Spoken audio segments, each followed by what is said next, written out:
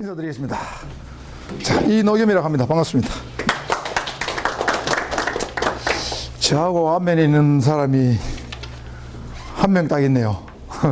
한 명 딱 있어요. 아, 여기 있네. 두 명이네요. 두 명이네요. 반갑습니다. 우리 여성분도 한 분 계시고 반가워요. 여러분 뭐 미리 안내를 받으셨겠지만은 이제 저하고 같이 경비조사 과정을 이제 쭉 한참 동안 해야 되는데 제가 여러분과 같이 진행할 과목은 세 과목입니다. 1차의 법학개론 민간경비, 2차의 경호학, 세 과목을 저하고 하고 경비업법은 장진욱 교수하고 같이 하게 될 겁니다. 세 과목을 하게 되니까 제가 여러분하고 가장 만날 시간이 많겠죠. 그리고 수업도 보니까 여러분 일정을 받으셨겠지만 월금은 경호학이죠. 그 다음에 수목은 민간경비고 이렇게 있죠. 그래서 1차, 2차를 동시에 진행을 하는 과정입니다. 과정이고, 여러분 뭐 다 합격을 하기 위해서 자격증을 따기 위해서 왔는데 경비조사 자격증에 대해서 여러분 뭐 들으신 게 있을 거예요. 시험이 굉장히 어렵다 하더라. 커트라인 없다 하더라. 뭐 그런 얘기 많이 들었죠. 저 아마 전국에서 유일하게 20대부터 70대까지 다 듣는 강의가 이 강의 같아요. 다른 과정은 뭐 제가 경찰력 학원에 순경 과정에 형사부 강의도 하고 있지만은 거기는 뭐 20대면 30대밖에 없는데 이건 합격자도 20대부터 70대까지 나오고 수강생도 또 이렇습니다. 인터넷 강의도 수강생이 똑같으니까 아주 특이한 강의고, 여러분 알다시피 전국에서 아마 이 오프라인에서 강의실에서 경비조사 강의를 하는 건 여기 부산에 여기 한양평생교육원이 유일합니다. 서울도 없습니다. 서울도 없어요. 서울도 없어서 아마도 다른 지역에 있는 사람들은 뭐 동영상으로 강의를 들을 수밖에 없고 이렇게 강의실 가서 들을 수 있는 기회가 없습니다. 그런 점에서 강의실 강의를 들을 수 있는 기회가 주어져서 여러분 어쩌면 참 다행이다 이런 생각도 좀 들 겁니다. 자, 그래서 진미조사 자격증에 대해서 작년에 이제 벌써 시험을 쳤으니까 작년에 몇 회 쳤다고 들었습니까? 18회 쳤습니다. 여러분 지도자 자격증이 있다는 얘기를 언제 제일 먼저 들었어요? 언제 들었습니까? 경비조사 자격증이 국가공인이다. 국가공인이 엄밀히 말하면 국가 전문자격이에요. 혹시 언제쯤 들었습니까? 이게 자격증이라 하는 것을. 국가 자격증이라 하는 거. 이번에 알았어요. 정보가 매우 늦죠. 18회까지 쳤는데 1997년도에 제1회 경비지도사 자격시험을 쳤습니다. 여러분 벌써 횟수 따지면 20년 지났죠. 여러분 늦게 오셨는데 언제쯤 하셨어요? 2, 3년 됐어요. 2, 3년 전에 혹시 듣고 뭐 준비를 좀 하신 적 있습니까? 듣기만 하고. 다 여기 이제 오신 과정들이 다 사람마다 다를 거예요. 다 나름대로 다 이유가 있을 건데, 젊은 분들은 지도자 자격증을 따서 순경시험을 응시하게 되면 순경시험에서는 가점이 5점인데 만점이 5점이에요. 4점을 줍니다. 이게 왜냐하면 경찰청장이 주는 자격증이라서 가점을 굉장히 많이 줘요.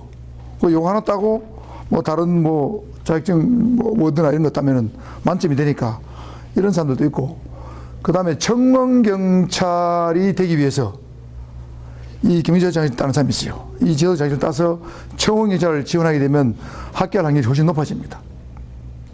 거기다 무도 실력을 좀 무도 단점을 몇 개 더하면 지금 지도자 자격증을 따는 사람이 많아요.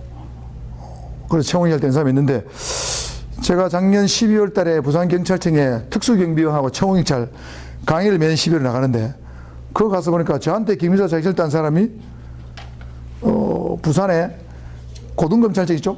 고등검찰청에 청원경찰하고 있더라고. 청원경찰 신인교육을 들어왔어요.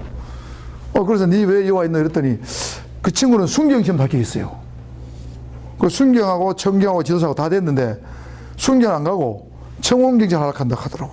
그 왜 그러는데? 이랬더니 순경하는 게 안 좋으냐? 이랬더니 순경 가면 일단은 애가 좀 안 돼. 결혼해가 애가 좀 많았는데 마누라도 맞벌이 하니까 애를 발 사람이 없다. 첫째. 그래서 서울 교육받으러 갈 수 없다. 경찰 교육 가면 4개월 교육 가야 되거든요. 그러니까 교육받으러 갈 수가 없고, 그 다음에 뭐 순경 가도 월급이 한 200만 원에서 한 210만 원?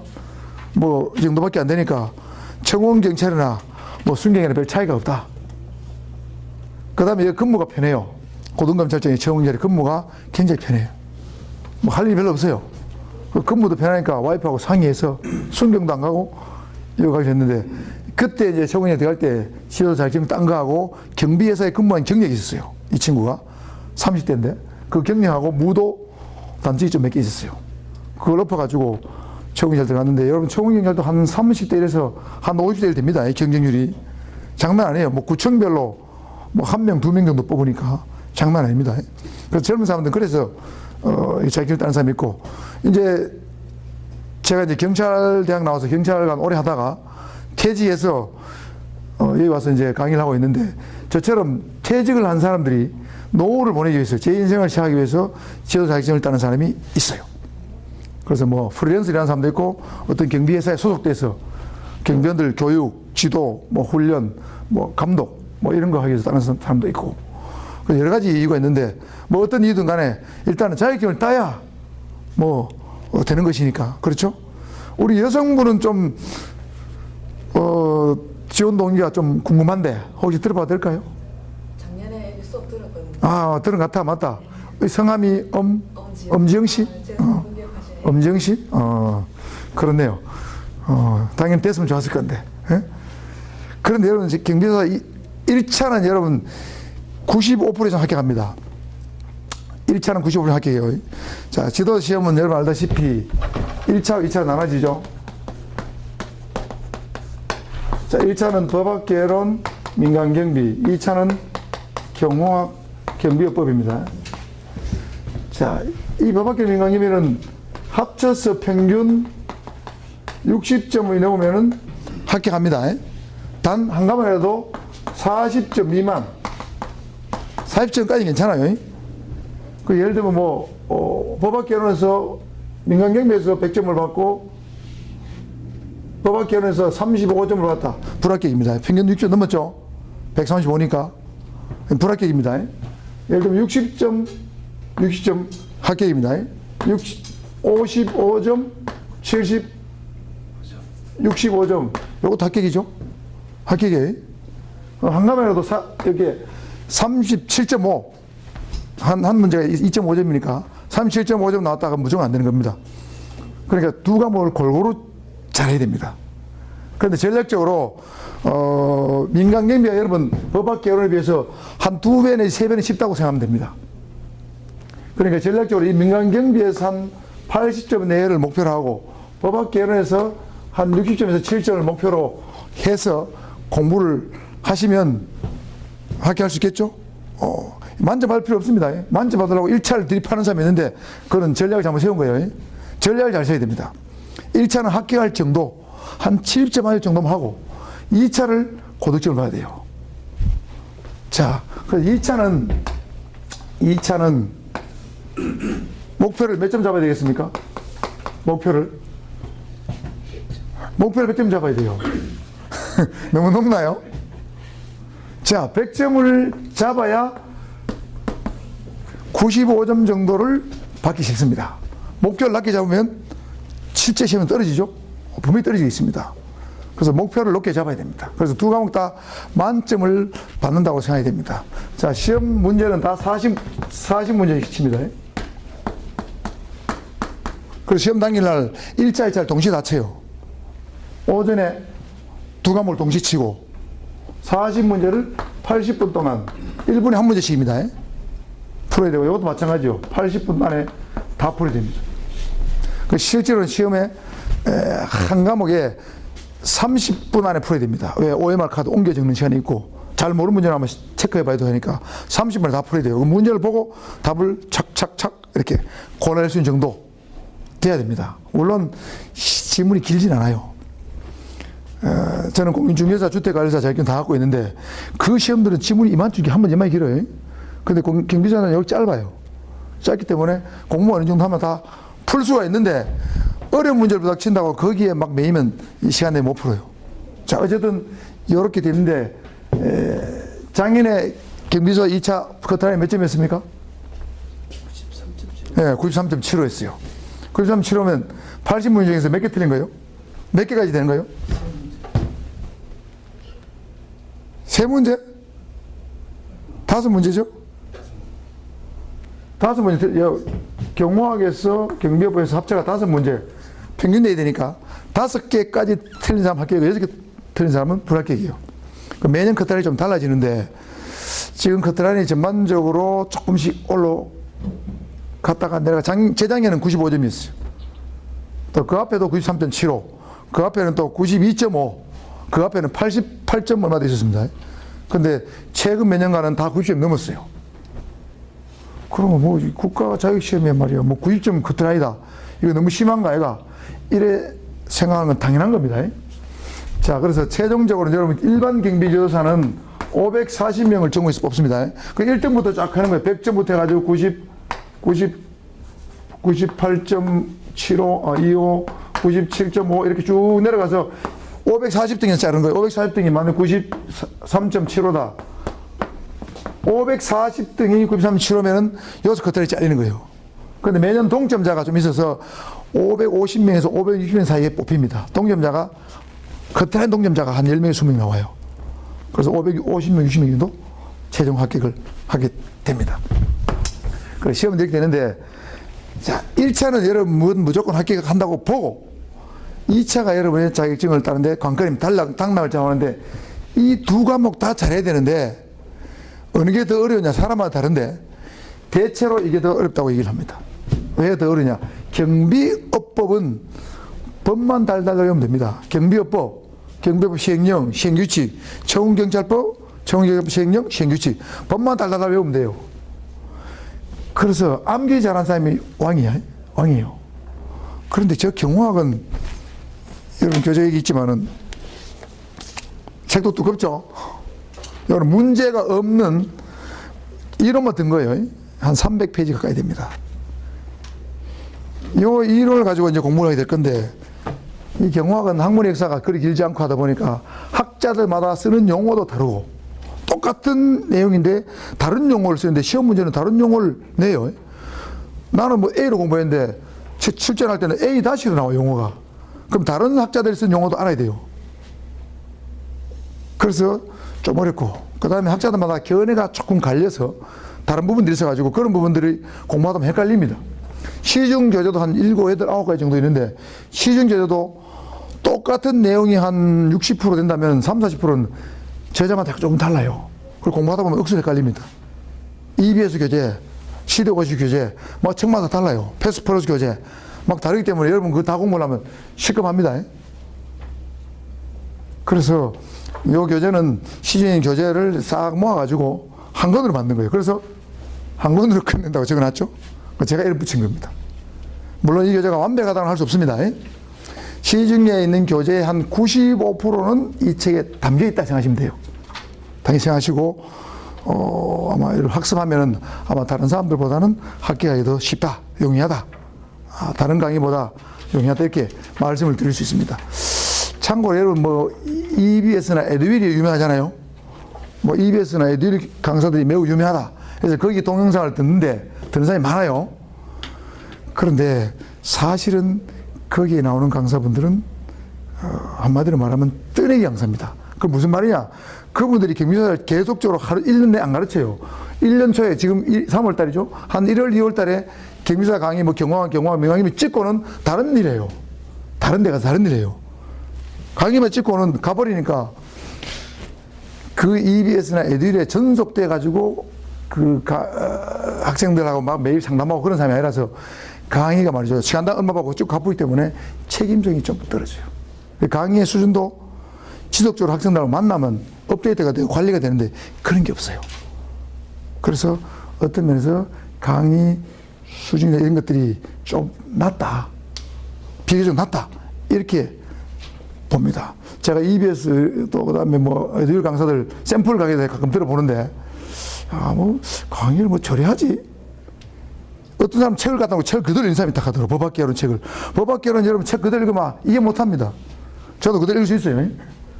강의 들으셨지만. 법학개론, 저 법을 옛날에 하나 공부를 좀 해봤다 한번 손 들어보십시오. 없어요? 이분도 저한테 강의 들은 것 같은데. 법학개론은 여러분, 법을 안 해본 사람 처음 들으면 굉장히 어렵습니다. 무슨 말인지 몰라요.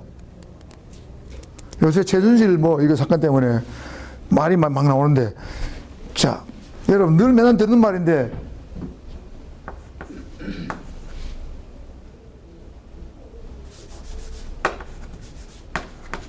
대통령은 재임 중에 형사소추를 내란죄나 외환죄를 범한 경우를 제하고는 소추당하지 않는다 이랬는데 소추당한 게 뭐예요? 소추가 뭐예요? 법학개론에 배우는 거예요. 소추당하지 않는다. 소추가 뭔지 우리말은 분명히 우리말인데 정확히 뜻을 아는 사람이 별로 없습니다. 내가 여사 물어봤더니 야 그거 구속되는 긴가? 입건되는 건가? 구별을 잘 못해요. 법학은 용어의 개념을 정확히 알아야 됩니다. 글자 하나가 굉장히 차이가 많이 나요. 그래서 이 법률가들은 무슨 계약서 차용증 쓸 때도 그런 걸 감안해서 씁니다. 아주 중요해요. 소추가 뭐예요? 소추. 소가 춤추는 거예요. 소추 혹시 아시는 분? 소추. 연세 드신 분이 알 가능성이 높아요. 우리 사장님 실례지만 소추가 뭡니까? 요새 뭐 대통령이 지금 탄핵 인용이냐 기각이냐 임박했잖아요. 3월 13일 전에 할 거니까. 소형사 소추를 당하지 않는다.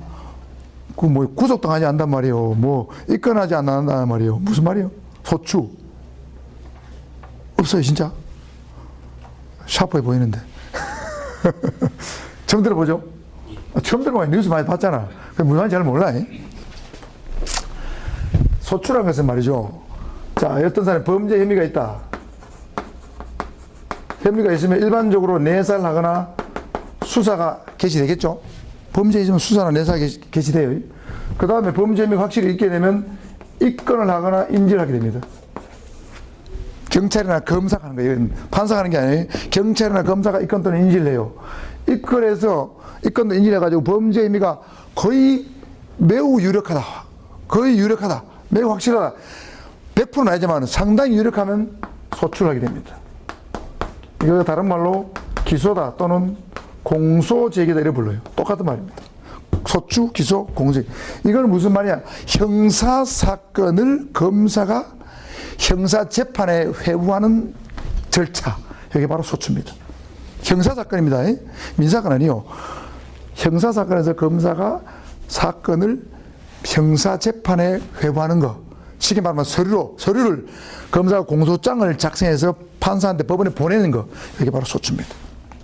대통령은 내란죄나 외환죄를 경우를 제하고는 재직 중에 소추당하지 않는다. 그것이 공소제기 못한다는 얘기예요. 그럼 언제 하느냐? 대통령직에서 탄핵 인용돼가지고 대통령직을 박탈당했다. 그럼 파면되죠? 탄핵이 인용되면 대통령직에서 파면됩니다. 법조효과 그래요. 또는 자진 사퇴했다. 그럼 대통령직을 상실하게 되면 그때는 소추되는 거예요. 형사소추되는 거예요. 자, 이런 용어들을 정확히 이해하면 법학을 이해할 수 있습니다. 법학은 또 어떤 면에서 보면 여러분 살아가는데 굉장히 유용한 것들을 많이 배워요. 이 지도 자격증 시험과 관계없이 그런 것들도 많이 배우게 될 거예요.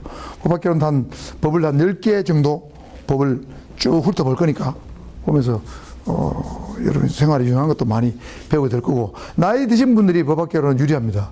산전수전 공정을 다 겪어가지고 저런 얘기하면 무슨 말인지 대충 감이 와요. 감이 와요. 자, 그래서 이 경호학이 당락을 좌우하기 때문에 경호의 비중을 경비법법 4, 경호학 6 정도의 비중을 두고 시간을 안배한다면 그런 각도로 해야 됩니다. 그래서 지금은 3월이니까 전체 11월 달에 시험을 치기 때문에 여러분 법학개론하고 민간경비 1차 과목을 3, 4, 5, 6 늦어도 6월 달까지는 여러분이 거의 60, 70 할 정도로 마스터를 해야 됩니다. 그 다음에 이제 8, 9, 10, 11월이죠? 8, 9, 10. 이렇게 되면, 7, 8, 9, 10, 4개월 좀 남잖아요? 이때는 2차에 집중해야 됩니다. 한 7월 달쯤 돼가면 1차 과목 잊어먹지 않을 만큼 예를 들면 100% 중에 10% 정도만 배정하여 가는 공부를 7월 때 되면 10% 배정해서 그냥 잊어먹지 않을 정도로 조금 좀 하고 나머지는 90%는 2차에 집중하면서 4대 6으로 경호학 6, 경비법 4 이런 정도로 배정해서 공부를 해야 됩니다. 전략을 잘 세야 됩니다. 하루 내가 수업시간 빼고 집에서 공부를 만일에 5시간 한다. 예를 들면 7월달 그러면 1시간만 1차 하고 4시간은 2차에 집중한다든가 그러면 8대 2가 되는 거죠. 막 그런 식으로 안배를 잘 해야 됩니다. 어떤 사람은 1차가 불안하니까 막 1차를 됐다 막 9월 10월달 파는 사람이 있어요. 그러면 1차는 합격하겠지만 2차까지 합격하기 힘들어요. 힘듭니다. 그래서 2차에 보면 보통 매년 한 8,000명 정도가 2차 시험 칩니다. 8,000명 중에서 550명 시험 뽑으니까 합격률은 한 8% 내외입니다. 8%. 전국적으로 보면 8% 내외인데, 여러분, 뭐, 커트라인 95점에 대해서 너무 긴장할 필요 없습니다. 시험 누가 쳐요? 신이 치는 게 아니고 똑같은 사람이 치는 거예요. 정신 맞죠? 사람이 치는 거예요. 누가 되고 안 되느냐? 열심히 노력하는 사람 되고, 열심히 덜 노력하는 사람, 그거 떨어져요. 딱 이게 그 법대로 나와요. 지금까지 합격한 사람들 보면, 열심히 한 사람들은 합격했어요.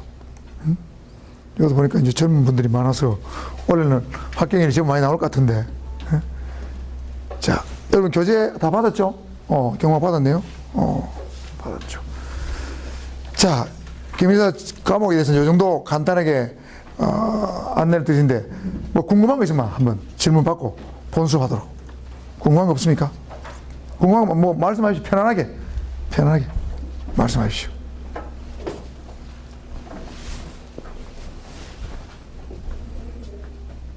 질문 없어요?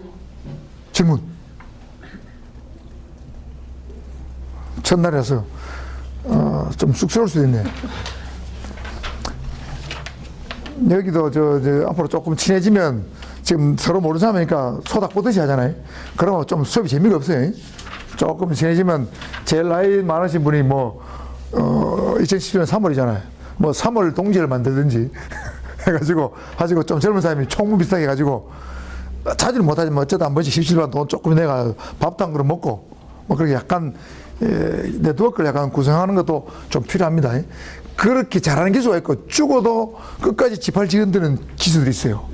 근데 이게 자주 모이는 기수에서 오히려 합격생이 많이 나와요.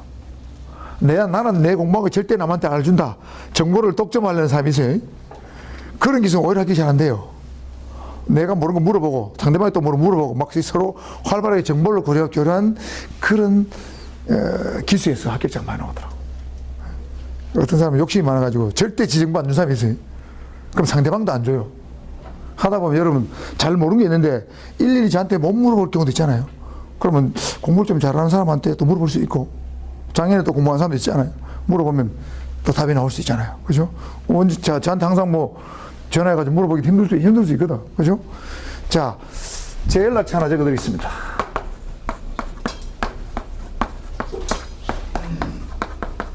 적어두십시오. 혹시 궁금한 게 모르면 전화하시든가, 전화 혹시 안 받으면 문자나 톡으로 보내됩니다. 톡으로 보내면 제가 보고 전화 드리든지 아니면 뭐 답을 드리든지 그렇게 하겠습니다. 2062-3934입니다.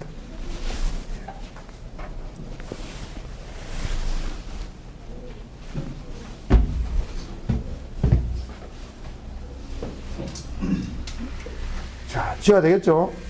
자, 지우겠습니다.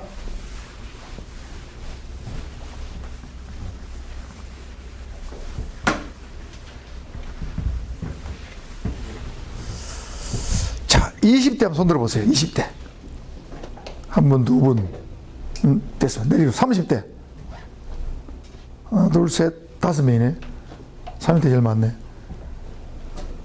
우리 사장님하고 사장님은 몇 대십니까? 세 분은? 아, 네 분이시네. 50대. 네 분 다? 60대입니까? 또 50대? 60대? 우리 사장님은? 50대, 60대? 우리 사장님 몇 대입니까? 50대, 50대 두 분, 60대 두 분이네요. 세대 대결이네. 20, 30대하고 50대. 합격은 꼭 누가 망한다는 보장은 없습니다. 보장 없어요. 자, 그런데 제일 중요한 건 뭐겠습니까? 포기하면 끝입니다. 포기하면 시험도 못 치고 끝입니다. 그래, 포기하자면 끝까지 완주해야 됩니다. 11월 시험 칠 때까지. 그런 마음을 해야 됩니다. 그래서 제가 이렇게 합격한 사람들 보면 진짜 끈질기게 포기하지 않고 집에 가서든 어디든 열심히 하는 사람이 있더라고. 책에 막 줄을 꺼가지고, 책이 이게 줄을 하도 많이 꺼가지고, 볼펜으로 책이 막 뚫릴 정도로 그렇게 하는 사람 합격하더라고. 그리고 여러분 이제 중간중간에 이제 지금 만들고 있을 건데, 기출 문제집하고, 그 다음에 모의고사 문제집하고, 기출 문제집 한 건, 모의고사 문제집 한 건, 이렇게 나눠줄 거예요. 1차하고 2차하고 나눠가지고. 그거는 공부하라고 서비스를 드리는 겁니다. 풀어보시고 한 10월 달쯤 되면 이제 별도로 문제풀이반을 만들 거예요. 문제풀이 만들어가지고 문제풀이 과정하면 2차 중심으로 문제풀이 만든 거는 별도로 여러분 이제 아마 약간의 소정의 수강료를 내고 별도로 그런데 그건 이제 좀 어려운 문제 중심으로 여러분 나가주는 모의고사 문제는 초중급 문제를 보시면 됩니다. 기초를 탄탄하는 문제 그걸 다 하시고 나면 마지막 10월 달에 좀 고급 문제, 어려운 문제 중심으로 문제풀이 과정을 하게 될 거니까 그 정도 전체 스케줄 그렇게 잡아 놓으시고 준비하시면 될 것 같습니다. 질문이 없죠? 교수님 제가 예, 말씀하시죠. 전반적으로 시험 전까지 예. 여기 프로그램을 어디 대충 5월달까지 강의를 하고 이 강의가 끝나고 나면 5월 19일까지 거예요, 아마 강의가. 봅시다. 19일까지 5월 19일까지죠? 예. 끝나고 나면 그 다음에는 이제 4월 달하고 5월 달에 주간 이론반을 또 모집할 겁니다. 이번에도 주간반 모집했다가 조금 인력이 좀 부족해서 야간반으로 지금 뭐 약간 통합이 됐죠. 그게 있는데 4월 달에도 이론반, 주간반을 모여지면 이론반을 또 할 거고 야간반은 계속 진행할 거고 요 과정 끝나면 한 주 정도 쉬었다가 야간반 또 진행하고 주간반은 모집되는 숫자가 약간 어느 정도 나와야 돼요. 최소 모집 인원인데 그거 나오면은 주간반도 진행할 거고 그거는 약간 불투명합니다. 그나마 4월 달 또는 5월 달은 주간반이 충분히 모집될 겁니다. 역대 사례를 봤을 때.